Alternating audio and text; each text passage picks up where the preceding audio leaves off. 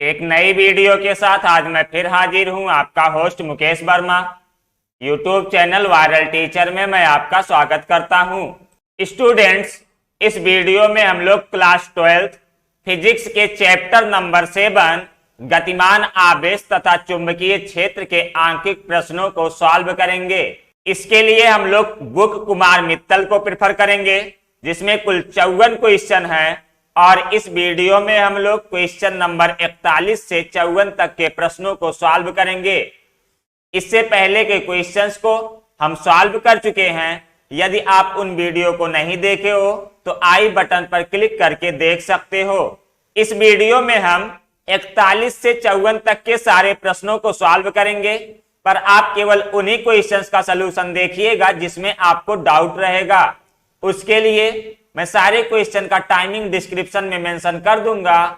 आप उसी particular time पर क्लिक करके वही पर्टिकुलर क्वेश्चन देख लीजिएगा जिसमें आपको डाउट रहेगा। तो चलिए एक एक करके सॉल्व करना शुरू करते हैं।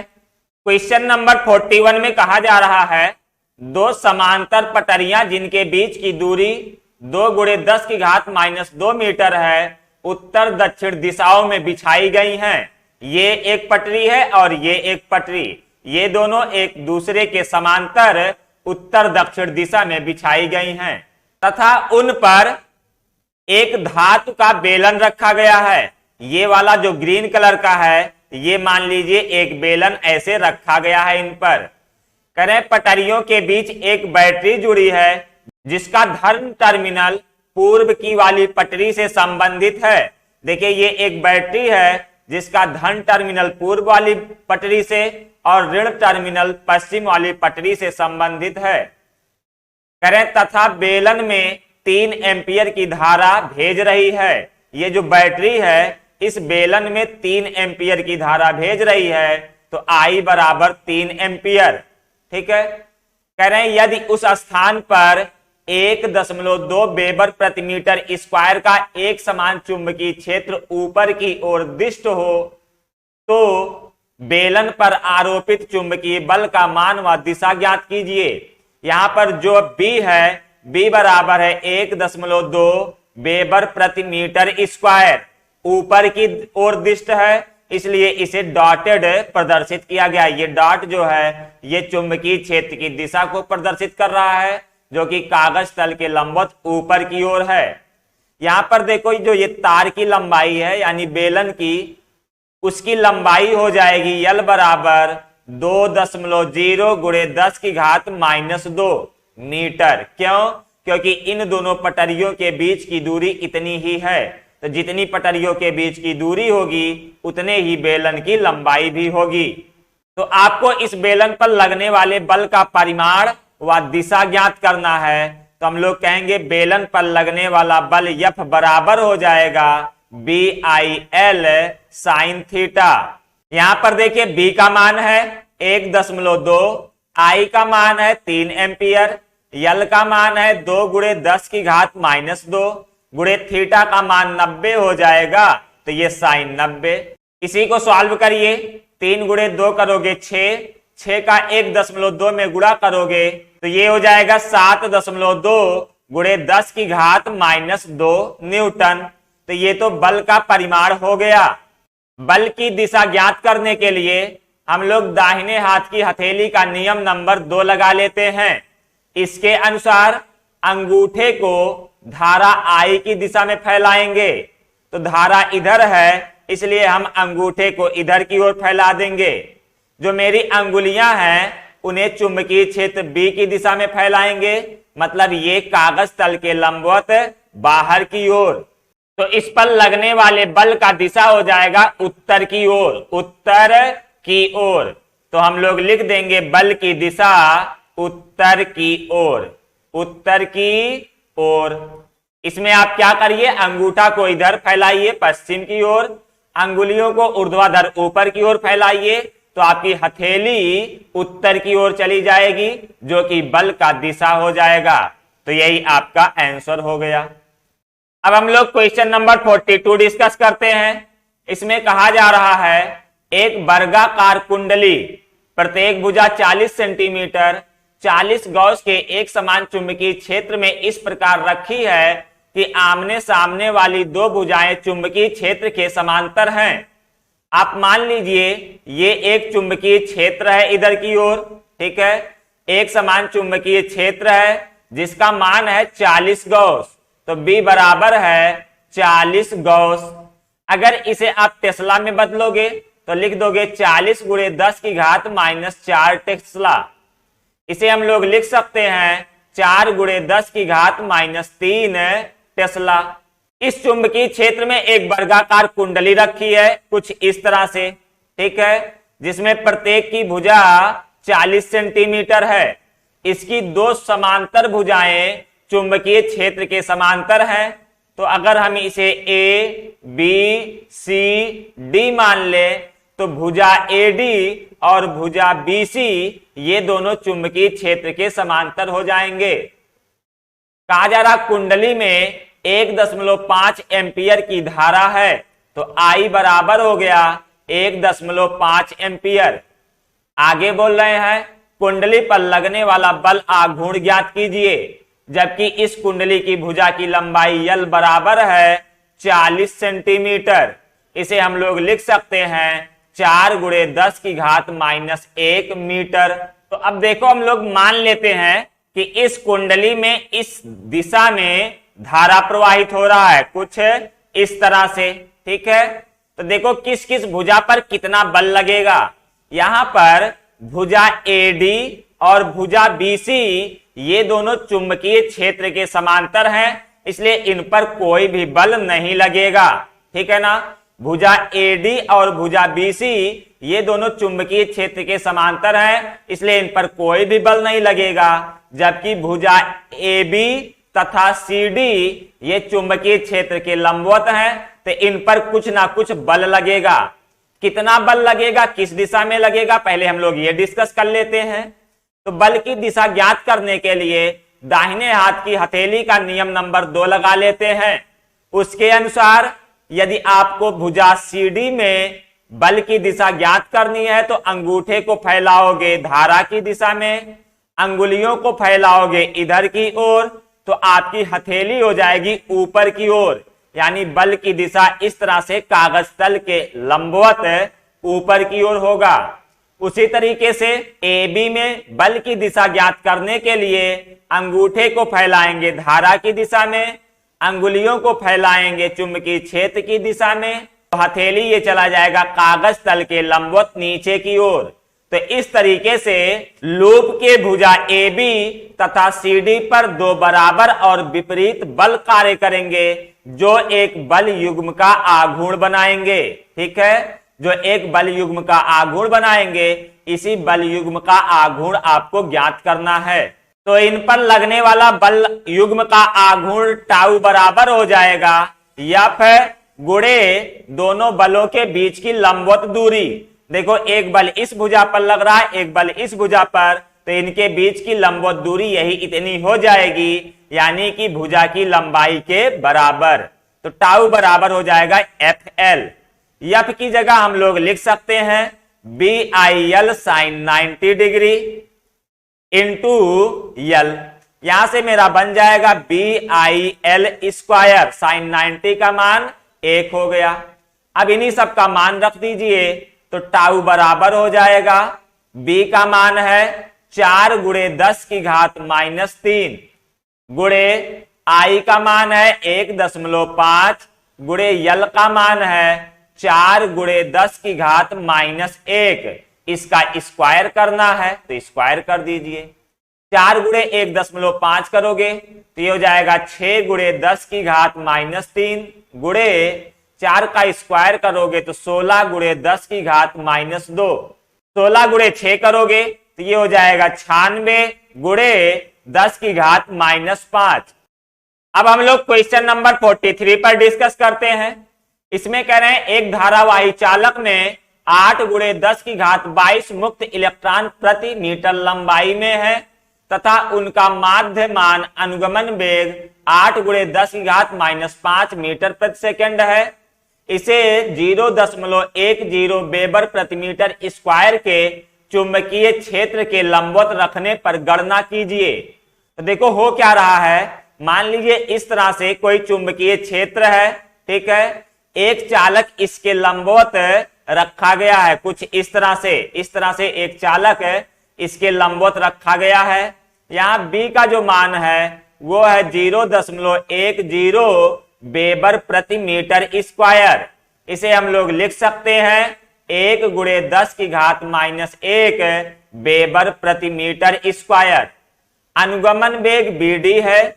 इस चालक तार में जो भी इलेक्ट्रॉन होंगे, मान लो इधर की ओर गति कर रहे हैं, तो उनका अनुगमन वेग BD है 8 गुणे 10⁻5 मीटर प्रति सेकेंड। और अगला दिया गया है कि चालक में 8 गुणे 10⁻22 मुक्त इलेक्ट्रॉन प्रति मीटर लंबाई में है। यहां पर जरा समझिएगा, ये इतने मुक्त इलेक्ट्रॉन प्रति मीटर लंबाई में है, प्रति एकांक आयतन में नहीं। हम लोग जानते हैं कि प्रति एकांक आयतन में मुक्त इलेक्ट्रॉनों की संख्या को n माना जाता है, अर्थात 1 मीटर क्यूब में मुक्त इलेक्ट्रॉन, 1 मीटर क्यूब में मुक्त इलेक्ट्रॉन बराबर हम लोग n मानते हैं। अब देखो, यदि हम B मीटर क्यूब में निकालें, B मीटर क्यूब में मुक्त इलेक्ट्रॉन, तो ये हो जाएगा n इंटू V।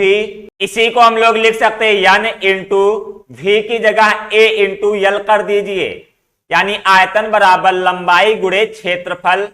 अब यहां दिया गया प्रति एकांक लंबाई में, प्रति एकांक लंबाई में, यानी L का मान 1 है, तो जब L का मान 1 रख दोगे तो ये हो जाएगा n इंटू A इंटू 1, ठीक है, तो ये बन जाएगा Na, ठीक। तो प्रति एकांक मीटर लंबाई में मुक्त इलेक्ट्रॉनों की संख्या इतनी दी गई है, जो कि हम लोग निकाल रहे हैं Na, तो यही Na का मान हो जाएगा 8 गुणे 10⁻22। क्लियर ना? ये जो मान दिया गया था ये Na का मान दिया गया था। अब देखो आपसे क्या क्या पूछा जा रहा है। पहला पूछ रहे हैं चालक में प्रवाहित धारा, तो चालक में प्रवाहित धारा I बराबर हो जाएगा NEA/VD। इसे हम लोग इस तरह से लिख देते हैं E into NA into VD। E का मान होता है 1.6 गुणे 10⁻⁻19 कूलाम, गुणे Na का मान देखिए यहां दिया गया है 8 गुणे 10⁻22, गुणे BD का मान है 8 गुणे 10⁻5।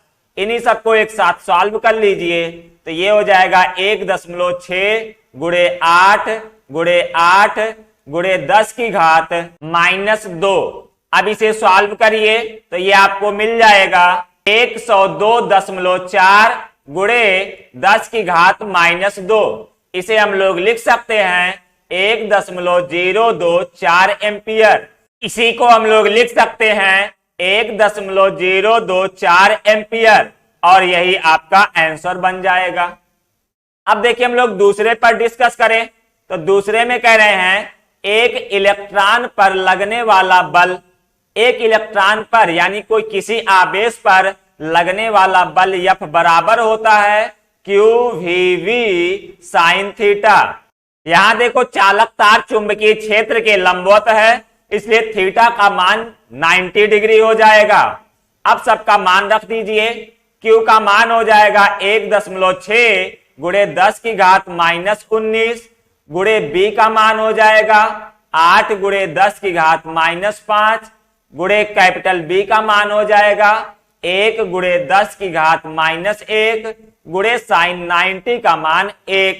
अब इसी को सॉल्व कर लीजिए, तो ये बन जाएगा 1.6 गुणे 8 गुणे 10⁻25, तो ये बराबर बन जाएगा 12.8 गुणे 10⁻25। इसी को हम लोग लिख सकते हैं 1.28 गुणे 10⁻24 न्यूटन, और ये आपके दूसरे क्वेश्चन का आंसर हो जाएगा।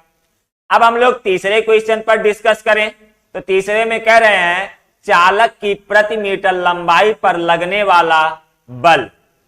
तो यहां यल बराबर दिया गया है 1 मीटर, क्योंकि क्वेश्चन में कहा गया है चालक की प्रति मीटर लंबाई पर आरोपित बल, तो चालक पर लगने वाला बल F बराबर होता है BIL साइन थीटा, और यहाँ थीटा का मान 90 डिग्री हो जाएगा। B का मान रखिए तो 1 गुणे 10 की घात -1, I का मान रखिए तो ये आया है 1.024 गुणे L का मान 1 हो गया, गुणे साइन 90 का मान भी 1 हो जाएगा, तो ये हो जाएगा 1.024 गुणे 10 की घात -1 न्यूटन, और ये आपका आंसर बन जाएगा। तो इस तरीके से क्वेश्चन नंबर 43 के तीनों पार्ट के आंसर मिल गए। अब हम लोग क्वेश्चन नंबर 44 पर डिस्कस करते हैं। इसमें कहा जा रहा है एक 60 सेंटीमीटर लंबाई तथा 10 ग्राम द्रव्यमान का तार 0.40 वेबर प्रति मीटर स्क्वायर के चुंबकीय क्षेत्र में लचीले तारों के एक युग्म द्वारा लटकाया गया है। क्षेत्र की दिशा कागज के तल के लंबवत नीचे की ओर है। लटकने वाले तारों में तनाव समाप्त करने के लिए प्रवाहित धारा का मान व दिशा क्या होना चाहिए। देखिए ये एक तार है ये, जिसकी लंबाई 60 सेंटीमीटर तथा द्रव्यमान 10 ग्राम है। यहाँ यल बराबर है 60 सेंटीमीटर, इसे हम लोग लिख सकते हैं 6 गुणे 10 की घात -1 मीटर। इसका द्रव्यमान यम बराबर है 10 ग्राम, 10 ग्राम, इसे हम लोग 10 की घात -2 किलोग्राम लिख सकते हैं। इसे एक समान चुंबकीय क्षेत्र में रखा गया है जिसका मान है 0.40 वेबर प्रति मीटर स्क्वायर। इसे हम लोग 4 गुणे 10 की घात -1 वेबर प्रति मीटर स्क्वायर लिख सकते हैं। ठीक है, अब देखो ये जब तार लटका हुआ है, ये दो लचीले तारों के माध्यम से लटका हुआ है, तो इस तार का अपना कुछ ना कुछ भार होगा जो कि नीचे की ओर कार्य करेगा। कितना कार्य करेगा? mg। इस mg के कारण इस तार में कुछ तनाव होगा। अब आपसे कहा जा रहा है कि लटकाने वाले तार में तनाव समाप्त करने के लिए प्रवाहित धारा का मान व दिशा क्या होना चाहिए। आप जान रहे हो कि यदि इस तार में तनाव समाप्त करना है तो इसी mg के बराबर एक दूसरा बल ऊपर की ओर लगना चाहिए। mg के बराबर और विपरीत दिशा में एक और बल कार्य करना चाहिए ताकि इस तार में तनाव समाप्त हो जाए। तो कहने का मतलब ऊपर की ओर एक बल कार्य करना चाहिए। यह बल किसके कारण होगा? तो चुंबकीय क्षेत्र के कारण होगा, यानी Fb होगा। ठीक है, अब ये Fb की दिशा ऊपर हो, इसके लिए देखिए धारा की दिशा क्या होनी चाहिए। तो उसके लिए हम लोग दाहिने हाथ की हथेली का नियम नंबर 2 लगा लेते हैं, जिसके अनुसार अंगूठा को हम लोग धारा की दिशा में रखते हैं, अंगुलियों को चुंबकीय क्षेत्र की दिशा में रखते हैं और हथेली बल की दिशा को प्रदर्शित करता है। तो हम सबसे पहले क्या करते हैं, हथेली ऊपर की ओर रख देते हैं। हथेली ऊपर की ओर रखते हैं और अंगुलियों को कागज तल के लंबवत अंदर की ओर कर देते हैं, इधर की ओर, कागज तल के लंबवत अंदर की ओर। तो मेरा अंगूठा जो होगा वो इधर की ओर फैलेगा।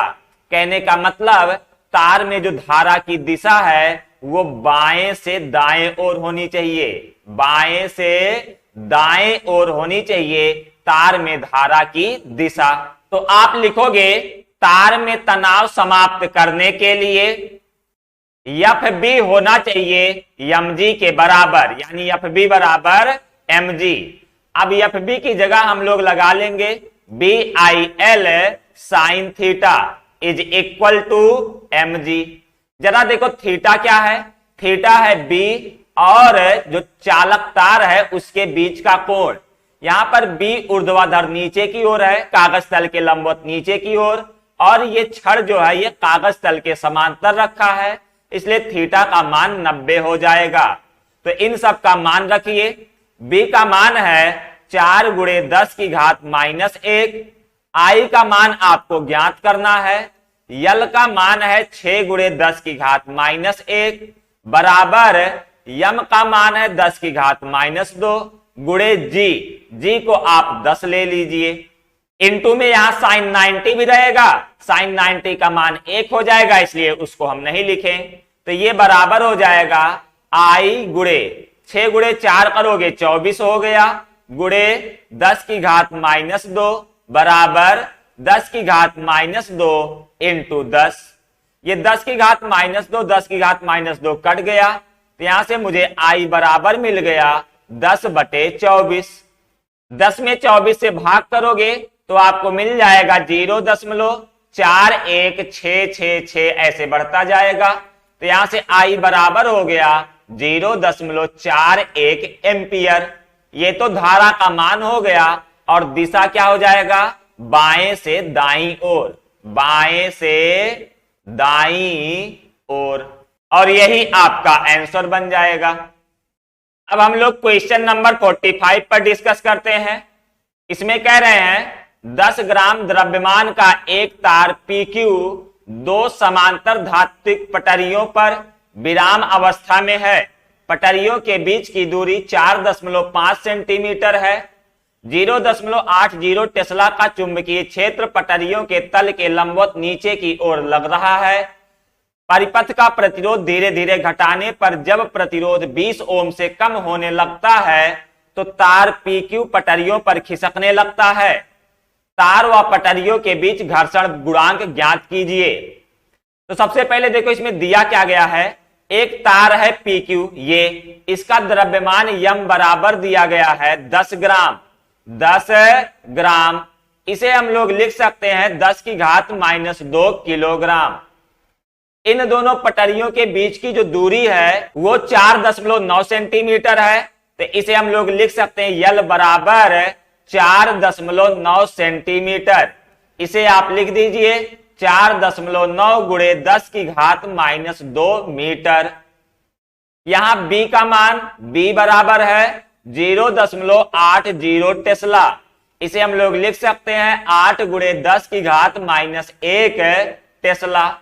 आगे कह रहे हैं जब परिपथ का प्रतिरोध धीरे धीरे घटाने पर 20 ओम से कम होने लगता है, यानी आर मिनिमम, आर मिन इज इक्वल टू है 20 ओम, यानी जब 20 ओम से कम होने लगता है तो तार PQ पटरियों पर खिसकने लगता है।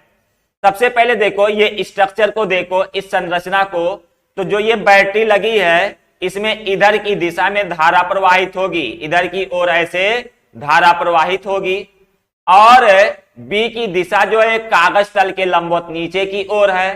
तो आप जरा देखो चालक PQ पर किस दिशा में बल लगेगा, उसके लिए आप दाहिने हाथ की हथेली का नियम नंबर 2 लगा लो। उसके अनुसार अंगुलियों को आप कागज तल के लंबवत नीचे की ओर करिए, अंगूठे को इधर नीचे की ओर करिए, तो इस चालक पर इधर की ओर एक बल लगने लगेगा FB। ठीक है, ये FB बाएं से दाईं ओर लगने लगेगा।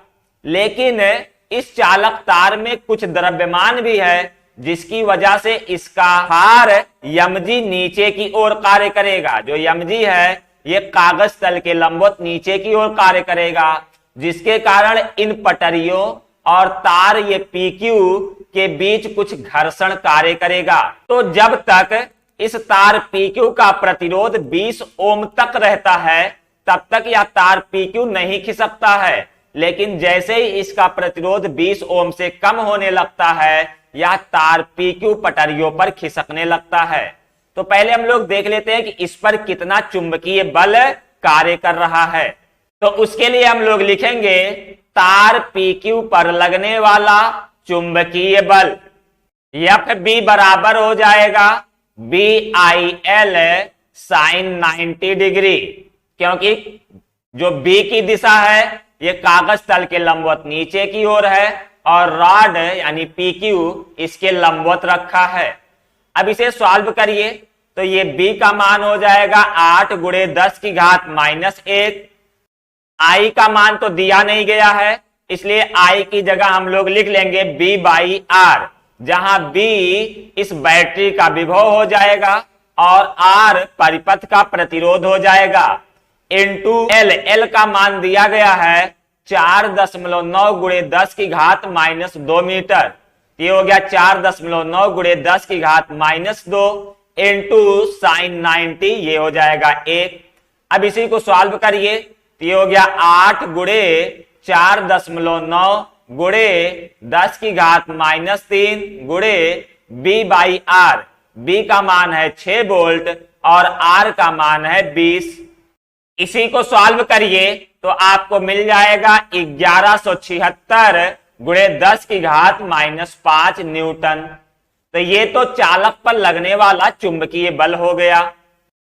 अब लिखिए चालक पर लगने वाला घर्षण बल। Fs बराबर हो जाएगा म्यू इंटू एन, जहां म्यू घर्षण गुणांक है तथा एन नॉर्मल है। एन की जगह हम लोग लिख देंगे mg, तो ये बन जाएगा म्यू mg, जहां एन नॉर्मल था जो कि mg के बराबर होता है। तो देखो संतुलन की अवस्था में जब तक प्रतिरोध 20 ओम था तब तक ये तार नहीं खिसक रहा था, यानी तब तक संतुलन की अवस्था थी। जैसे ही प्रतिरोध 20 ओम से कम कर दिया गया यह तार पटरियों पर खिसकने लगा। तो आप लिखोगे संतुलन की अवस्था में Fb बराबर हो जाएगा Fs, यानी कि चुंबकीय बल बराबर घर्षण बल। Fb का मान हम लोग कैलकुलेट किए हैं 1176 गुणे 10 की घात -5 बराबर Fs की जगह हो जाएगा म्यू mg। म्यू को ऐसे ही रहने दो, m का मान है 10 की घात -2 गुणे g का मान आप रख लीजिए 9.8। तो यहां से म्यू बराबर हो जाएगा 1176 गुणे 10 की घात -5 बटे में 9.8 गुणे 10 की घात -2। 1176 में 9.8 से भाग करोगे तो ये मिल जाएगा 120 गुणे 10 की घात -3। इस 10 की घात -3 को हटाओगे तो ये बन जाएगा 0.120। तो यही म्यू बराबर हो जाएगा और इसी म्यू को हम लोग घर्षण गुणांक कहते हैं और यही आपसे पूछा गया था। तो आपका आंसर हो जाएगा म्यू बराबर 0.12। अब हम लोग क्वेश्चन नंबर 46 पर डिस्कस करते हैं।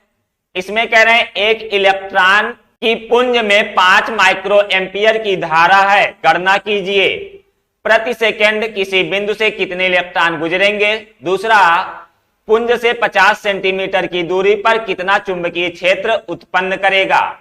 तो देखिए एक इलेक्ट्रॉन का पुंज है कुछ इस तरह से, ऐसे ये जा रहा है, ठीक है। इसमें कितनी धारा है, तो I बराबर है 5 माइक्रो एम्पियर। 5 माइक्रो एम्पियर को हम लोग लिख सकते हैं 5 गुणे 10 की घात -6 एम्पियर, ठीक है। कह रहे हैं इसमें प्रति सेकंड किसी बिंदु से कितने इलेक्ट्रॉन गुजरेंगे। प्रति सेकंड मतलब T बराबर हो गया 1 सेकंड। कितने इलेक्ट्रॉन गुजरेंगे तो n बराबर आपको ज्ञात करना है। इसके लिए आप कहोगे हम जानते हैं I बराबर Q/T और Q की जगह लिख दोगे NE/T। इसी में सबका मान रख दीजिए। I का मान है 5 गुणे 10 की घात -6 बराबर n आपको ज्ञात करना है। E होता है इलेक्ट्रॉन पर आवेश जिसका मान है 1.6 गुणे 10 की घात -19 बटे T का मान हो गया 1। तो जब यहां से n सॉल्व करोगे तो n बराबर हो जाएगा 5 गुणे 10 की घात -6 बटे 1.6 गुणे 10 की घात -19। 5 में 1.6 से भाग करिए तो ये आपको मिल जाएगा 3.125 गुणे 10 की घात -6 ऊपर है और -19 नीचे है। जब ये ऊपर जाएगा तो ये बन जाएगा +13, तो 10 की घात 13, यानी इलेक्ट्रॉनों की संख्या n बराबर हो जाएगा 3.125 गुणे 10 की घात 13 इलेक्ट्रॉन, और ये आपका आंसर बन जाएगा। अब इसमें देखो दूसरा पूछ रहे हैं कि पुंज से 50 सेंटीमीटर की दूरी पर कितना चुंबकीय क्षेत्र उत्पन्न करेगा। ये जो पुंज है ये यहां से 50 सेंटीमीटर दूर, चलो यहां मान लो यहां पर 50 सेंटीमीटर दूर, यानी R बराबर है आपका 50 सेंटीमीटर। इसे आप लोग लिख सकते हो R बराबर 1/2 मीटर। तो ये पूछा जा रहा है कि ये पुंज यहां से 50 सेंटीमीटर दूर कितना चुंबकीय क्षेत्र उत्पन्न होगा। तो आप ये मान लो कि जो ये इलेक्ट्रॉन का पुंज है ये एक चालक तार की भांति व्यवहार करेगा, जिसमें इलेक्ट्रॉन इस दिशा से इस दिशा की ओर प्रवाहित हो रहा है। तो किसी चालक तार के कारण उससे 50 सेंटीमीटर दूर चुंबकीय क्षेत्र B का मान होता है mu naught upon 2 pi I by R, I by R। अब इसी को सॉल्व करिए। म्यू नॉट अपान 2 पाई का मान हो जाता है 2 गुणे 10 की घात -7 गुणे I का मान है 5 गुणे 10 की घात -6 बटे R का मान है 1/2। तो अब ये 1/2 ऊपर चला जाएगा, तो ये हो जाएगा 2 गुणे 10 की घात -7 गुणे 5 दूनी 10 गुणे 10 की घात -6। तो ये बराबर बन जाएगा 2 गुणे 10 की घात -7 ये और -6 ये मिलके हो जाएगा 10 की घात -13, लेकिन एक 10 ये है इसलिए बचेगा 10 की घात -12। मात्रक हो जाएगा न्यूटन पर एम्पियर मीटर और यही आपका आंसर बन जाएगा। अब हम लोग क्वेश्चन नंबर 47 पर डिस्कस करते हैं। इसमें कह रहे हैं एक सीधे तार में 20 एम्पियर की धारा है, इससे 10 सेंटीमीटर की दूरी पर एक इलेक्ट्रॉन 1 गुणे 10 की घात 6 मीटर प्रति सेकंड की वेग से गतिमान है। इलेक्ट्रॉन पर बल है जब यह तार के समांतर धारा की दिशा में गति करे, यह तार की ओर गति करे, यह उपरोक्त दोनों दिशाओं के लंबवत गति करे। तो देखो क्वेश्चन में कुछ इस तरह से कहा जा रहा है कि एक चालक तार है, मान लीजिए ये एक चालक तार है, इसमें इस दिशा में 20 एम्पियर की धारा बह रही है, तो I बराबर है 20 एम्पियर। ठीक है, कह रहे हैं इससे 10 सेंटीमीटर की दूरी पर, यहां से कुछ 10 सेंटीमीटर की दूरी पर, मान लो ये इधर की ओर, इधर 10 सेंटीमीटर दूर है, ये 10 सेंटीमीटर, तो इसे हम लोग R बराबर मान लेते हैं। R बराबर है 10 सेंटीमीटर, इसे हम लोग लिख सकते हैं 10 की घात -1 मीटर। तो यहां से 10 सेंटीमीटर दूरी पर एक इलेक्ट्रॉन 1 गुणे 10 की घात 6 मीटर प्रति सेकंड के वेग से गति कर रहा है। इस इलेक्ट्रॉन का जो वेग है वो B बराबर है 1 गुणे 10 की घात 6 मीटर प्रति सेकंड। तो आपसे कहा जा रहा है कि इस चालक पर लगने वाले बल का मान ज्ञात कीजिए 3 स्थितियों में। तो अब हम पहले क्वेश्चन पर डिस्कस करते हैं, जिसमें कह रहा है कि जब यह तार के समांतर धारा की दिशा में गति करे। देखिए तार में इस दिशा में धारा बह रही ऊपर की ओर, तो मान लेते हैं कि यह इलेक्ट्रॉन भी ऊपर की ओर इस दिशा में गति कर रहा है। तो इस इलेक्ट्रॉन पर लगने वाला चुंबकीय बल F बराबर हो जाएगा QVB sine theta, QVB sine theta, जहां ये थीटा जो है ये चुंबकीय क्षेत्र तथा आवेश के गति की दिशा के बीच का कोण होता है। यानी कि ये जो थीटा है ये B और B के बीच का कोण है। तो पहले इनके बीच के कोण के बारे में डिस्कस कर लेते हैं। उसके लिए सबसे पहले आप देखो कि इस चालक तार से 10 सेंटीमीटर दूर जो चुंबकीय क्षेत्र उत्पन्न होगा वह कितना होगा और किस दिशा में होगा। तो हम लोग पढ़े हैं चालक तार से कुछ दूरी पर उत्पन्न चुंबकीय क्षेत्र B बराबर होता है mu naught upon 2 pi into I by R। Mu naught upon 2 pi into I by R। Mu naught upon 2 pi का मान हो जाएगा 2 गुणे 10 की घात -7 गुणे I का मान है 20 एम्पियर बटे R का मान है 10 की घात -1। 20 गुणे 2 करोगे ये हो जाएगा 40 गुणे 10 की घात -6, क्योंकि 10 की घात -7 ऊपर है और -1 नीचे है, तो ये घट जाएगा तो हो जाएगा 10 की घात -6। इसे हम लोग लिख सकते हैं 4 गुणे 10 की घात -5, मात्रक हो जाएगा न्यूटन प्रति एम्पियर मीटर। और दिशा ज्ञात करने के लिए दाहिने हाथ की हथेली का नियम नंबर 1 लगाएंगे। उसके अनुसार अंगूठे को धारा की दिशा में फैलाएंगे, अंगुलियों को जिस बिंदु पर चुंबकीय क्षेत्र ज्ञात करना उधर की ओर फैलाएंगे। तो जब इस तरह फैलाओगे तो हथेली आपका चला जाएगा नीचे की ओर। कहने का मतलब यहां चुंबकीय क्षेत्र की दिशा कागज तल के लंबवत नीचे की ओर है, जिसे हम लोग क्रॉस द्वारा प्रदर्शित करते हैं। तो अब देखो ये इलेक्ट्रॉन ऊपर की ओर गति कर रहा है और बी की दिशा कागज तल के लंबवत नीचे की ओर है। कहने का मतलब बी और बी के बीच का कोण 90 डिग्री हो गया। ठीक है ना, ये कितना हो गया 90 डिग्री। तो अब इस इलेक्ट्रॉन पर लगने वाला बल F बराबर हो जाएगा Q B B sine theta. Q का मान हो जाएगा 1.6 गुणे 10 की घात -19। B का मान हो जाएगा 1 गुणे 10 की घात 6 गुणे कैपिटल B का मान हो जाएगा 4 गुणे 10 की घात -5 गुणे साइन 90 का मान 1 हो गया। अब इसी को सॉल्व कर लीजिए तो 1.6 गुणे 4 करोगे तो ये हो जाएगा 6.4 गुणे 10 की घात -19 ये है, -5 ये है, ये -24 हो गया। -24 में जब 6 जोड़ोगे तो ये हो जाएगा -18, मात्रक हो जाएगा न्यूटन। तो इस तरीके से इलेक्ट्रॉन पर लगने वाला बल F बराबर हो गया 6.4 गुणे 10 की घात -18 न्यूटन। अगर इसकी दिशा ज्ञात करनी हो तो दाहिने हाथ की हथेली का नियम नंबर 2 लगा लो। उसके अनुसार अंगूठा को धारा की दिशा में फैलाएंगे। तो जरा देखो धारा है किस दिशा में। आप जानते हो इलेक्ट्रॉन जिस दिशा में गति करता है उसके अपोजिट दिशा में धारा का प्रवाह होता है।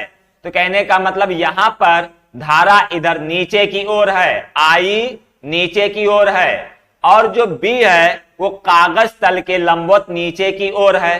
तो हम क्या करेंगे, अपनी अंगुलियों को कागज तल के लंबवत नीचे की ओर कर देंगे, अंगूठे को नीचे की ओर कर लेंगे तो मेरी हथेली इधर की ओर चली जाएगी, यानी F का दिशा इधर की ओर हो जाएगा। तो इसे हम लोग लिख सकते हैं तार से दूर की ओर, यानी जो F लग रहा है ये F तार से दूर की ओर लग रहा है। अब हम लोग दूसरे वाले पर डिस्कस करते हैं जिसमें कहा जा रहा है कि जब यह तार की ओर गति करे, मतलब ये जो इलेक्ट्रॉन है अब इधर की ओर गति कर रहा है, इधर की ओर, तो इस पर लगने वाला बल F बराबर हो जाएगा Q V B sine theta, sine theta. अब इस बार देखो थीटा का मान क्या होगा, तो बी इधर की ओर है, गति इधर की ओर कर रहा है और कैपिटल बी का मान कागज तल के लंबवत नीचे की ओर है, इधर की ओर है। तो इस बार भी थीटा का मान 90 डिग्री हो जाएगा। तो जब थीटा का मान 90 डिग्री हो जाएगा तो क्यू बी बी सारे मान वही हैं। जब इनको सॉल्व करोगे तो ये आ जाएगा 6.4 गुणे 10 की घात -18 न्यूटन। इसकी दिशा ज्ञात करने के लिए दाहिने हाथ की हथेली का नियम नंबर 2 लगा लीजिए। उसके अनुसार हम लोग अंगूठे को धारा की दिशा में फैलाएंगे। तो देखिए जब इलेक्ट्रॉन इधर की ओर गति कर रहा है तो धारा की दिशा इधर की ओर होगी, ये आई की दिशा है, और बी की दिशा कागज तल के लंबवत नीचे की ओर है, ये इधर की ओर हो गया। तो आप अंगुलियों को इधर की ओर फैला लो तो हथेली इधर ऊपर की ओर चली जाएगी, यानी जो यहां F होगा ये आई की दिशा में हो जाएगा, जिसे हम लोग लिखेंगे तार की धारा की समान दिशा में, तार की धारा की समान दिशा में, अर्थात जिस दिशा में तार में धारा प्रवाहित होगा उसी दिशा में इस पर बल भी लगेगा। क्लियर ना इतनी बात। अब हम लोग तीसरे पर डिस्कस करते हैं। तीसरे पर कह रहे हैं जब उपरोक्त दोनों दिशाओं के लंबवत गति करे। कहने का मतलब ये हो गया कि इलेक्ट्रॉन ना तो इधर गति करे ना तो इधर गति करे, बल्कि इन दोनों के लंबवत। तो इन दोनों के लंबवत एक दिशा होगी कागज तल के लंबवत अंदर की ओर और दूसरी दिशा होगी कागज तल के लंबवत बाहर की ओर। इस स्थिति में बी और बी के बीच का जो कोण होगा वो 0 डिग्री हो जाएगा। तो थीटा बराबर 0 डिग्री हो जाएगा। इस स्थिति में इलेक्ट्रॉन पर लगने वाला बल F बराबर हो जाएगा QBB साइन 0 डिग्री, और साइन 0 डिग्री का मान 0 होता है, इसलिए इस पर लगने वाला बल हो जाएगा 0 न्यूटन, और ये आपका आंसर बन जाएगा। अब हम लोग क्वेश्चन नंबर 48 पर डिस्कस करते हैं। इसमें कह रहे हैं कि दो लंबे सीधे तार परस्पर 75 सेंटीमीटर की दूरी पर हैं। इनमें 5 एम्पियर की धारा समान दिशा में प्रवाहित हो रही है। एक तार में धारा के कारण दूसरे तार पर उत्पन्न चुंबकीय क्षेत्र की गणना कीजिए। फिर आगे कह रहे हैं दूसरे तार की 3 मीटर लंबाई पर लगने वाले बल का मान ज्ञात कीजिए। तो देखो यहां कहा जा रहा है कि दो तार हैं, इस तरह से एक दूसरे के समांतर हैं। एक तार ये है और दूसरा तार ये है, दोनों एक दूसरे के समांतर हैं, और इनके बीच की जो दूरी है ये है आपकी 75 सेंटीमीटर। ठीक है ना, कहने का मतलब ये और ये 75 सेंटीमीटर की दूरी पर हैं, 75 सेंटीमीटर। तो इसे हम R बराबर लिख देते हैं 75 सेंटीमीटर। इसी को हम लोग लिख सकते हैं 75 गुणे 10 की घात -2 मीटर। ठीक है, प्रत्येक में 5 एम्पियर की धारा समान दिशा में है, तो चलिए हम मान लेते हैं कि इसमें भी इस दिशा में धारा है और इसमें भी इस दिशा में धारा है। कितने कितने एम्पियर का? 5 एम्पियर का। तो यहां I1 बराबर I2 बराबर 5 एम्पियर है। अब कह रहे हैं एक तार में धारा के कारण दूसरे तार पर उत्पन्न चुंबकीय क्षेत्र की गणना कीजिए। चलिए हम लोग मान लेते हैं कि इस तार का नाम L1 है और इस तार का नाम L2 है, तो हम L1 के कारण L2 पर चुंबकीय क्षेत्र की तीव्रता की गणना करेंगे। तो उसके लिए हम लोग लिखेंगे L1 के कारण L2 पर चुंबकीय क्षेत्र B बराबर हो जाएगा μ0/2 पाई I/R। μ0/2 पाई I/R। μ0/2 पाई का मान होता है 2 गुणे 10 की घात -7 गुणे I का मान है 5 एम्पियर बटे R का मान है 75 गुणे 10 की घात -2। अब इसी को सॉल्व करिए, 5 से इसको काटोगे तो ये हो जाएगा 15। तो ये बराबर हो गया 2/15 गुणे 10 की घात -5। इसी को हम लोग लिख सकते हैं 20 गुणे 10 की घात -6 बटे 15। यहां से एक जीरो निकाल लिए तो ये 10 की घात -6 बन गया और इस 2 को 20 बना दिए। अब इसे हम लोग 5 से काट लेते हैं तो ये बन जाएगा 4/3 गुणे 10 की घात -6 और मात्रक हो जाएगा टेस्ला। तो ये आपका तार L1 के कारण तार L2 पर चुंबकीय क्षेत्र का मान हो गया। यदि दिशा ज्ञात करनी हो तो आप दाहिने हाथ की हथेली का नियम नंबर 1 लगा लो। इसके अनुसार अंगूठे को आप धारा की दिशा में फैला लो इधर की ओर, अंगुलियों को उस बिंदु की ओर फैला लो जिधर आपको B ज्ञात करना है, तो आपकी हथेली नीचे की ओर हो जाएगी, यानी ये चुंबकीय क्षेत्र की दिशा बनेगी क्रॉस, यानी कागज तल के लंबवत नीचे की ओर। क्लियर ना? अब देखिए आगे देखिए, करें दूसरे तार की 3 मीटर लंबाई पर लगने वाले बल का मान ज्ञात कीजिए। तो यहां जो L बराबर है यह है 3 मीटर। तो आप जानते हो दो समांतर चालक तारों के बीच लगने वाला बल F बराबर होता है μ0/2 पाई I1 into I2 into L/R। इसी को सॉल्व करिए तो μ0/2 पाई का मान हो जाएगा 2 गुणे 10 की घात -7। I1 का मान है 5, I2 का मान है 5 गुणे L का मान है 3 बटे R का मान है 75 गुणे 10 की घात -2। अब इसको सॉल्व करिए, 5 गुणे 5 25, 25 तिया 75, तो ये 75 ये 75 कट गया, तो ये बराबर हो गया 2 गुणे 10 की घात -5 न्यूटन। यही आपका आंसर बन जाएगा। अब हम लोग क्वेश्चन नंबर 49 पर डिस्कस करते हैं। इसमें कह रहे हैं दो समांतर धात्विक तारों के मध्य में चुंबकीय क्षेत्र का मान B है, जबकि तारों में क्रमशः I तथा 2I धाराएं बह रही हैं। यदि धारा I वाले तार में धारा का मान शून्य कर दिया जाए तब चुंबकीय क्षेत्र का मान क्या होगा। तो देखिए यहां दो समांतर तार है, एक इस तरह से और एक इस तरह से। एक में धारा I है और दूसरे में 2I। तो हम मान लेते हैं कि इसमें धारा I है और इस वाले में धारा 2I है। कह रहे हैं इसके मध्य बिंदु पर, इनके मध्य बिंदु यानी बीचों बीच यहां पर चुंबकीय क्षेत्र का मान B है।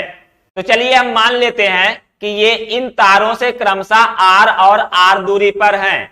इधर से भी R दूरी पर है ये और इधर से भी R दूरी पर है। क्योंकि ये बिंदु मध्य में है इसलिए दोनों तरफ से दूरियां बराबर होंगी।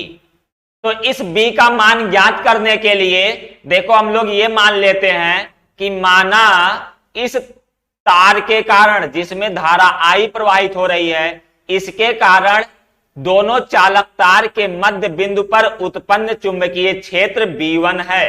ठीक है, जिसकी दिशा ज्ञात करने के लिए आप दाहिने हाथ की हथेली का नियम नंबर 1 लगाओगे तो उसके अनुसार अंगूठे को धारा की दिशा में, यानी अंगूठा इधर होगा, अंगुलियां इधर होंगी, तो हथेली कागज तल के लंबवत नीचे की ओर चला जाएगा, यानी कि B1 जो बनेगा वो क्रॉस बनेगा। अब मान लेते हैं इस चालक तार के कारण जिसमें धारा 2I प्रवाहित हो रही है, उसके कारण उत्पन्न चुंबकीय क्षेत्र B2 है। B2 की दिशा ज्ञात करने के लिए अंगूठे को इधर की ओर फैलाओ, अंगुलियों को इधर की ओर फैलाओ, तो हथेली कागज तल के लंबवत ऊपर की ओर हो जाएगी, मतलब ये डॉट हो जाएगा। अब ये दोनों एक दूसरे के अपोजिट हैं इसलिए ये कैंसिल हो जाएंगे।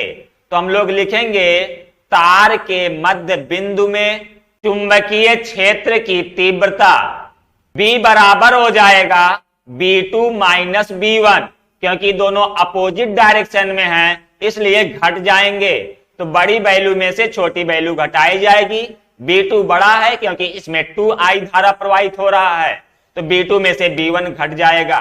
अब देखो B2 का मान कितना आएगा, तो ये हो जाएगा mu naught upon 2 pi I by R। तो यहां 2I है इसलिए 2I बाई R, फिर माइनस B1 का मान हो जाएगा mu naught upon 2 pi into I by R। इन दोनों को घटाओगे तो देखो म्यू नॉट अपान 2 पाई अपान R कॉमन ले लीजिए तो 2I में से I घट जाएगा, तो ये फाइनली बच जाएगा mu naught upon 2 pi I by R। कहने का मतलब B बराबर है mu naught upon 2 pi I by R। अब आगे देखिए कहा जा रहा है कि जब धारा I वाले तार में धारा का मान शून्य कर दिया जाए, यानी जब इसमें इस वाले चालक तार में धारा का मान शून्य कर दिया जाए तो ये जो B1 है ये शून्य हो जाएगा। तो जो भी चुंबकीय क्षेत्र उत्पन्न होगा वो केवल B2 के कारण होगा। तो आप लिखोगे जब I बराबर 0 तब मध्य बिंदु पर उत्पन्न चुंबकीय क्षेत्र की तीव्रता बराबर हो जाएगा B2। अब B2 का मान निकालोगे तो ये हो जाएगा mu naught upon 2 pi into I by R होता है, तो इसमें 2I धारा प्रवाहित हो रहा है इसलिए 2I बाई R हो जाएगा। अब इसी को हम लोग लिख सकते हैं mu naught upon 2 pi into I by R into 2। इस वाले 2 को अलग कर दे रहे हैं। अब देखिए ये पूरा इसका मान है B, यहां से आप निकाले हो, तो जब इसकी जगह B रख दोगे तो ये बराबर बन जाएगा 2B। कहने का मतलब है कि यदि तार जिसमें I धारा प्रवाहित हो रहा है उसमें धारा का मान शून्य कर दिया जाए तो मध्य बिंदु पर उत्पन्न चुंबकीय क्षेत्र हो जाएगा 2B और यही आपका आंसर बन जाएगा। अब हम लोग क्वेश्चन नंबर 50 पर डिस्कस करते हैं। इसमें कहा जा रहा है दिए गए चित्र में दो लंबे समांतर धारावाही चालकों में 1 एम्पियर तथा 3 एम्पियर की धाराएं एक दूसरे के विपरीत दिशाओं में प्रवाहित हो रहा है। तो देखिए इस वाले चालक तार में ऊपर की ओर 1 एम्पियर की धारा और इस वाले चालक तार में नीचे की ओर 3 एम्पियर की धारा प्रवाहित हो रहा है। तो चलिए इस धारा को हम I1 मान लेते हैं और इस धारा को I2 मान लेते हैं। तो I1 बराबर है 1 एम्पियर और I2 बराबर है 3 एम्पियर। आगे कह रहे हैं तारों के बीच 2 सेंटीमीटर की दूरी है। तारों के ठीक मध्य बिंदु पर 10⁶ मीटर प्रति सेकंड की चाल से गतिमान प्रोटॉन पर कार्य करने वाले बल का मान व दिशा ज्ञात कीजिए। तो आप लोग जानते हो कि किसी भी गतिमान आवेश पर लगने वाला बल F बराबर होता है Q V B sin theta, जहां पर Q उस गतिमान आवेश का आवेश है, B गतिमान आवेश का वेग है, B चुंबकीय क्षेत्र की तीव्रता है जहां पर आवेश गति कर रहा है, और थीटा B तथा B के बीच का कोण है। तो सबसे पहले मुझे देखना होगा कि ये B कितना होगा, कैपिटल B यानी चुंबकीय क्षेत्र की तीव्रता कितना होगा। तो जरा देखो, ये आवेश इन दोनों चालक तारों के मध्य गति कर रहा है। इसका अर्थ हुआ कि इस पहले चालक तार के कारण भी यहां कुछ ना कुछ चुंबकीय क्षेत्र होगा और दूसरे चालक तार के कारण भी यहां पर कुछ ना कुछ चुंबकीय क्षेत्र होगा। तो हमें सबसे पहले क्या करना चाहिए, इन दोनों चालक तारों के कारण इनके मध्य बिंदु पर परिणामी चुंबकीय क्षेत्र ज्ञात कर लेना चाहिए। तो चलो मैं मान लेता हूं कि इस चालक तार के कारण मध्य बिंदु पर उत्पन्न चुंबकीय क्षेत्र B1 है और इसके कारण B2 है। अब जरा दोनों की दिशाएं ज्ञात कर लीजिए। तो दिशा ज्ञात करने के लिए आप लोग दाहिने हाथ की हथेली का नियम नंबर 1 लगाओगे। इसके लिए अंगूठा को इधर की ओर फैलाओगे, अंगुली को इधर की ओर फैलाओगे, तो हथेली चला जाएगा कागज तल के लंबवत नीचे की ओर, यानी कि B1 होगा क्रॉस। उसी तरीके से जब इसके कारण निकालोगे तो आप अंगूठे को इधर की ओर फैलाओगे, अंगुलियों को इधर की ओर फैलाओगे, तो आपका हथेली चला जाएगा कागज तल की लंबवत नीचे की ओर, यानी कि क्रॉस। तो इस तरीके से इनके मध्य बिंदु पर जो परिणामी चुंबकीय क्षेत्र होगा वो B1 और B2 के योग के कारण होगा। तो हम लोग लिखेंगे दोनों चालकों के मध्य बिंदु पर परिणामी चुंबकीय क्षेत्र की तीव्रता B बराबर हो जाएगा B1 plus B2, B1 plus B2। B1 का मान रखो तो ये μ0/2 pi into I by R होता है। तो यहां हम लोग इसे I1 माने हैं बटे R। जरा R देख लो कितना है, तो दोनों चालक तारों के बीच की जो दूरी है वो 2 सेंटीमीटर है। इसके मध्य बिंदु पर निकाल रहे हो तो इधर से दूरी हो जाएगा 1 सेंटीमीटर और इधर से भी दूरी हो जाएगा 1 सेंटीमीटर। कहने का मतलब है R बराबर है 1 सेंटीमीटर। इसी को हम लोग लिख सकते हैं 10⁻² मीटर। इसी तरीके से जब आप B2 लिखोगे तो B2 भी हो जाएगा μ0/2 पाई I2 by R, I2 by R। यहां से देखो μ0/2 पाई इंटू R कॉमन हो गया, तो यहां बचा I1 प्लस I2। इसी को सॉल्व करिए तो आपको मिल जाएगा μ0/2 पाई का मान हो गया 2 × 10⁻⁻7 बटे R का मान हो गया 10⁻⁻2 गुणे I1 प्लस I2। I1 का मान है 1 एम्पियर, I2 का मान है 3 एम्पियर। दोनों को जोड़ोगे तो ये हो जाएगा 4 एम्पियर। तो ये हो गया 4 दूनी 8 गुणे 10⁻⁵ टेस्ला। और इसकी दिशा हो जाएगी कागज तल के लंबवत नीचे की ओर, अर्थात क्रॉस। तो अब देखो आप निकालोगे कि आवेश पर लगने वाला बल F बराबर हो जाएगा QVB sin थीटा। अब जरा थीटा के बारे में देख लो। तो प्रोटॉन इधर ऊपर की ओर गति कर रहा है, B का मान कागज तल के लंबवत नीचे की ओर है, इसलिए इनके बीच का जो कोण थीटा है ये हो जाएगा 90 डिग्री। तो F बराबर हो जाएगा QVB sin 90। Q का मान रखिए तो ये हो जाएगा 1.6 × 10⁻⁻19। B का मान यहां देखिए दिया गया है 10⁻6 मीटर प्रति सेकंड। इंटू बी का मान हम लोग निकाले हैं 8 गुणे 10 की घात -5 गुणे साइन 90 का मान 1 हो जाएगा। अब इसी को सॉल्व करिए तो ये हो जाएगा 1.6 गुणे 8 गुणे 10 की घात -19 -5 मिलके हो गया -24। -24 में ये आप +6 करोगे तो ये बन जाएगा -18। 1.6 गुणे 8 करोगे तो ये हो जाएगा 12.8 गुणे 10 की घात -18। इसी को हम लोग लिख सकते हैं 1.28 गुणे 10 की घात -17। मात्रक हो जाएगा न्यूटन। और दिशा ज्ञात करने के लिए हम लोग फिर से दाहिने हाथ की हथेली का नियम नंबर 2 लगा लेते हैं। उसके अनुसार अंगूठा को धारा की दिशा में फैलाएंगे तो जरा देखो कि आवेश इधर की ओर गति कर रहा है और ये आवेश प्रोटॉन है, तो धारा इसी दिशा में प्रवाहित होगी। कहने का मतलब आई इस दिशा में हो जाएगा।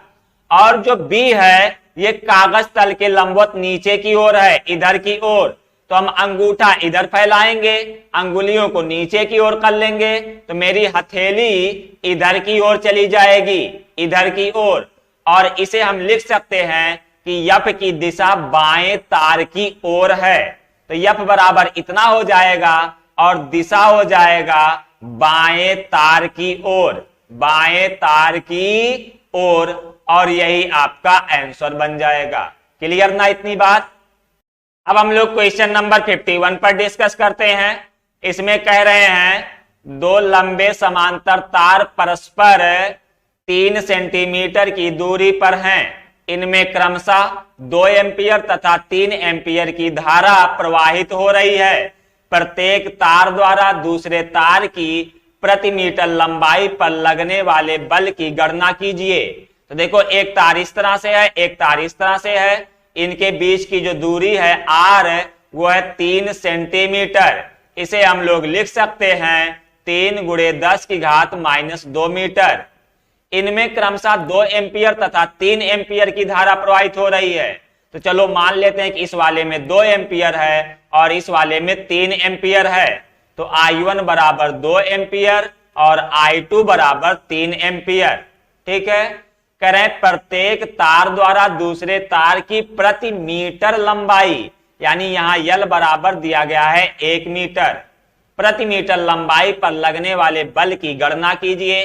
तो आप जानते हो दो समांतर चालक तारों के बीच लगने वाला बल F बराबर होता है μ0/2 पाई I1 I2 L upon R। इन्हीं सब का मान रख दीजिए। μ0/2 पाई हो जाएगा 2 गुणे 10 की घात -7 गुणे I1 का मान है 2, I2 का मान है 3 और L का मान है 1 बटे R। R मतलब दोनों तारों के बीच की दूरी जो कि है 3 गुणे 10 की घात -2। तो ये 3 कट गया, 2 गुणे 2 करोगे तो ये हो जाएगा 4 गुणे 10 की घात -5 न्यूटन। और यही आपका आंसर बन जाएगा। अब हम लोग क्वेश्चन नंबर 52 पर डिस्कस करते हैं। इसमें कह रहे हैं कि दो समांतर तार जिनमें प्रत्येक की लंबाई 0.5 मीटर है परस्पर 1 मीटर की दूरी पर हैं। यदि प्रत्येक तार में 1 एम्पियर की धारा प्रवाहित हो तो इनके बीच कितना बल लगेगा। यहां देखो जो यल बराबर दिया गया है यह है 0.5 मीटर। इसे हम लोग 1/2 मीटर भी लिख सकते हैं। करें परस्पर 1 मीटर की दूरी पर हैं, यानी R बराबर है 1 मीटर। प्रत्येक तार में 1 एम्पियर की धारा प्रवाहित हो रही है, मतलब I1 बराबर I2 बराबर 1 एम्पियर। तो कह रहे हैं इनके बीच कितना बल लगेगा। भैया इनके बीच लगने वाला बल F बराबर हो जाएगा μ0/2 पाई I1 I2 L upon R। इसी को सॉल्व करिए तो μ0/2 पाई का मान हो जाता है 2 गुणे 10 की घात -7 गुणे I1 का मान है 1, I2 का मान है 1, L का मान है 1/2। तो इसे हम लिख दिए 1/2 गुणे R का मान है 1, तो इसे 1 लिख दो। ये 2 और ये 2 कट गया तो 1 गुणे 1 सब मिलके हो गया 1, तो 1 गुणे 10 की घात -7 न्यूटन, ये आपका आंसर हो जाएगा। अब इसी में दूसरी बात कर रहे हैं, यदि तार में धारा का मान दोगुना तथा इनके बीच की दूरी आधी कर दी जाए, मतलब जब I1 बराबर I2 बराबर 2 एम्पियर कर दिया जाए, यानी तार में बहने वाली धारा का मान पहले की अपेक्षा दुगुना कर दिया जाए, पहले 1 एम्पियर था अब 2 एम्पियर कर दे रहे हैं, और कहने बीच की दूरी आधी कर दी जाए, तो R बराबर पहले 1 मीटर था अब उसका आधा यानी 1/2 मीटर कर देते हैं। तब इनके बीच लगने वाला बल चलिए F डैश मान लेते हैं, तो F डैश बराबर हो जाएगा μ0/2 पाई I1 I2 into L upon R।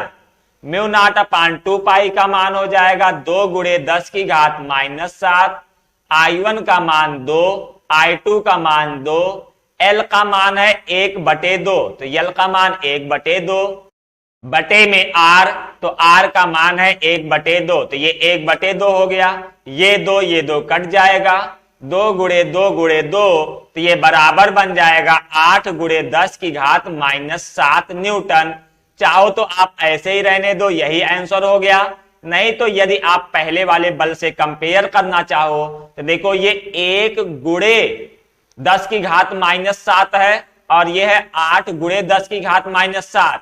कहने का मतलब ये पहले वाले बल का 8 गुना हो गया, तो F डैश बराबर 8F, कहने का मतलब पहले वाले बल का 8 गुना, और ये आपका आंसर बन जाएगा। अब हम लोग क्वेश्चन नंबर 53 पर डिस्कस करते हैं। इसमें कह रहे हैं दो समांतर तारों में जिनकी पारस्परिक दूरी 0.06 मीटर है, कहने का मतलब R बराबर दिया गया 0.06 मीटर, इसी को हम लोग लिख सकते हैं 6 गुणे 10 की घात -2 मीटर। ठीक है, कह रहे हैं समान धारा एक ही दिशा में बह रही है, इसका मतलब I1 बराबर हो गया I2।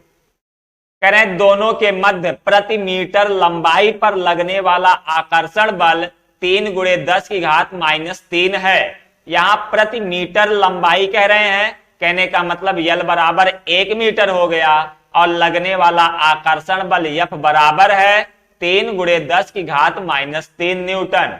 तो कह रहे हैं एक तार में बहने वाली धारा का मान ज्ञात कीजिए। तो इसके लिए हम लोग फार्मूला यूज करेंगे, F बराबर μ0/2 पाई I1 I2 into L upon R। F का मान है 3 गुणे 10 की घात -3 बराबर μ0/2 पाई का मान हो जाएगा 2 गुणे 10 की घात -7।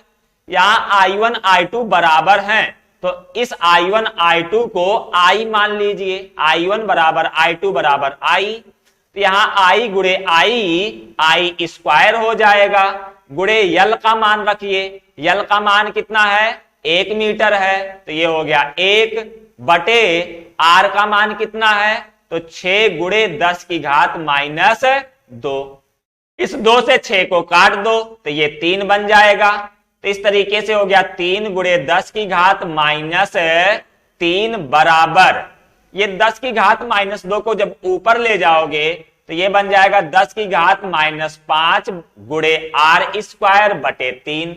अब इन सबको लेफ्ट साइड ले आओ, 3 को इधर ले आओगे तो गुणा हो जाएगा, यानी 9 गुणे 10 की घात -3 बटे 10 की घात -5 बराबर I स्क्वायर। 10 की घात 5 को ऊपर ले चलोगे तो I स्क्वायर बराबर बन जाएगा 9 गुणे 10 की घात +2। वर्गमूल ले लीजिए तो I बराबर हो जाएगा 3 गुणे 10 की घात 1 यानी 30 एम्पियर। तो यही धारा का मान हो जाएगा, यानी प्रत्येक तार में 30-30 एम्पियर की धारा समान दिशा में प्रवाहित होगी। क्लियर ना इतनी बात? अब हम लोग क्वेश्चन नंबर 54 पर डिस्कस करते हैं। इसमें कह रहे हैं कि दो लंबे क्षैतिज तार एक दूसरे से 2 सेंटीमीटर की दूरी पर ऊर्ध्वाधर तल के समांतर रखे गए हैं। कुछ इस तरह से एक तार ये रखा गया है तो दूसरा तार ये रखा गया है। इनके बीच की जो दूरी है ये है आपकी 2 सेंटीमीटर, यानी ये वाली दूरी कितनी है 2 सेंटीमीटर। तो इसे हम लोग r मानते हैं, तो r बराबर आपका दिया गया है 2 सेंटीमीटर। इसे आप लिख सकते हो 2 गुणे 10 की घात माइनस 2 मीटर, ठीक ना। आगे पढ़िए। दो लंबे क्षैतिज तार एक दूसरे से 2 सेंटीमीटर की दूरी पर ऊर्ध्वाधर तल के समांतर रखे हैं। दोनों में एक ही दिशा में समान धारा बह रही है। मान लेते हैं इसमें भी इधर की ओर धारा बह रही है और इसमें भी इधर की ओर धारा बह रही है। दोनों धारा समान है तो I1 बराबर I2 बराबर I मान लेते हैं। कहने का मतलब इसमें भी I धारा है और इसमें भी I धारा है।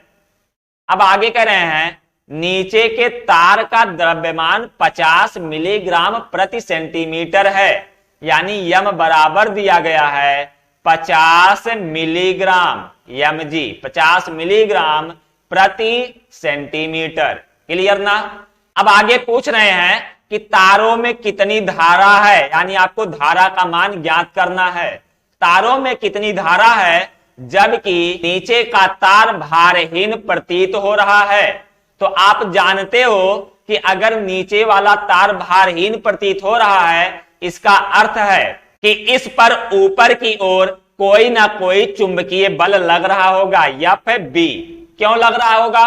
क्योंकि देखो इस तार में कुछ द्रव्यमान है जो कि इसे नीचे की ओर ले जाएगा। वो कितने के बराबर होगा? mg के बराबर। कहने का मतलब इस तार पर भार mg नीचे की ओर कार्य करेगा।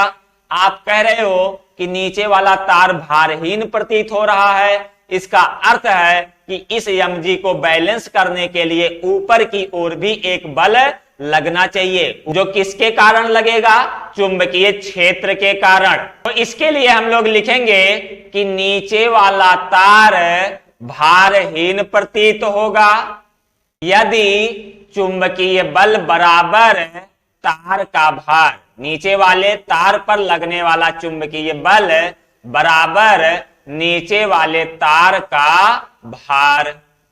अब देखो किसी चालक तार पर लगने वाला चुंबकीय बल, जबकि दो चालक तार एक दूसरे के समांतर रखे हो, होता है mu naught upon 2 pi I1 I2 into L upon R is equal to तार का भार हो जाएगा mg।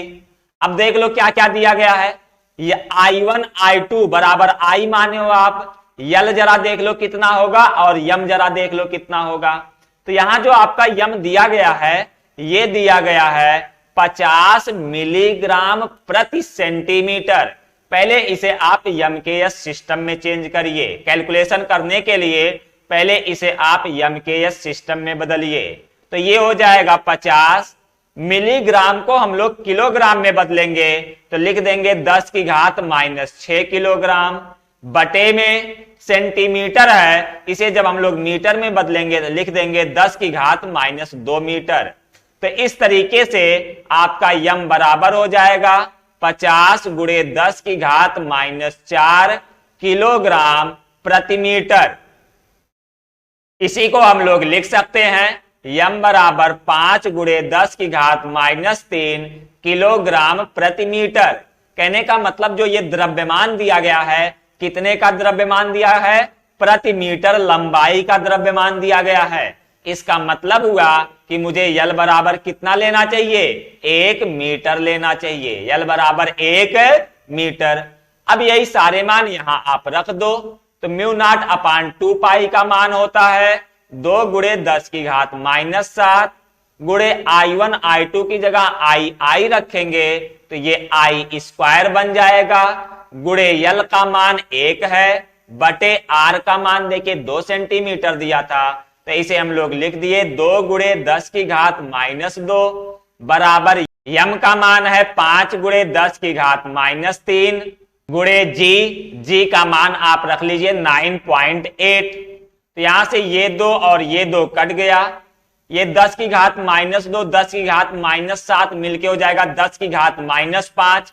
जब इसे राइट साइड ले चलेंगे तो मेरा आई स्क्वायर बराबर बन जाएगा 5 गुणे 9.8 गुणे 10 की घात -3 बटे में 10 की घात -5। इसे आप ऊपर ले चलिए तो आई स्क्वायर बराबर हो जाएगा 5 गुणे 9.8 कर लीजिए तो ये हो जाएगा 49 गुणे 10 की घात 2। अब वर्गमूल लीजिए तो आई बराबर हो जाएगा 49 का वर्गमूल हो गया 7 गुणे 10 की घात 2 का वर्गमूल हो गया 10, बराबर हो जाएगा ये 70 एम्पियर और यही आपका आंसर हो जाएगा। कहने का मतलब दोनों तारों में बहने वाली धारा का मान हो जाएगा 70 एम्पियर। क्लियर ना इतनी बात? तो इस तरह से हम लोग क्वेश्चन नंबर 41 से क्वेश्चन नंबर 54 तक के सारे प्रश्नों को एक एक करके सॉल्व कर चुके हैं।